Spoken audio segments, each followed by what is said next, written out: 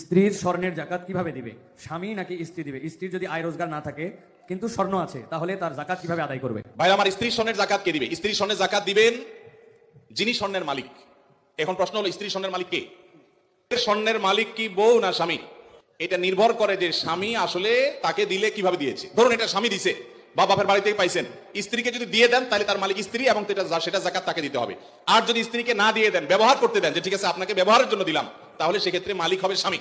এটা ক্লিয়ার করতে হবে। এখন মুশকিল হলো, স্বামী স্ত্রী যদি এগুলো নিয়ে আলাপ উঠায়, আমাদের দেশে আমরা এত ভালো, মানে অতি ভালো যেটাকে বলে, বউ যদি এখন যায় ঘরে যদি জিজ্ঞেস করেন স্বামীরে, এর বউরে জিজ্ঞেস করেন যদি যায়, আচ্ছা বলো তো দেখি তোমার এই স্বর্ণগুলো আসলে মালিকটাকে, সাথে সাথে সে বলবে, ব্যাপার কি, তোমার মাথায় এই চিন্তা কেন আসলো, কাহিনী কি, তুমি কি ডানে বামে কোনো চিন্তা ভাবনা করছো, কি ব্যাপার? আমরা কত সরল সহজ চিন্তা করেন। একটা সম্পদের মালিকানা ক্লিয়ার হওয়া লাগবে কি লাগবে না? স্ত্রীকে যদি জিজ্ঞাসা করেন, আচ্ছা তোমার যে স্বর্ণগুলো আছে এগুলো আসলে মালিক কি তুমি না আমি, কে? অবশ্য আজকাল মেয়েরা এগুলো বলবে না, বেশিরভাগ মেয়েরা বলবে, বলো কি তোমার সন্দেহ হয় আমি যে ব্যাপারে কোনো সন্দেহ আছে?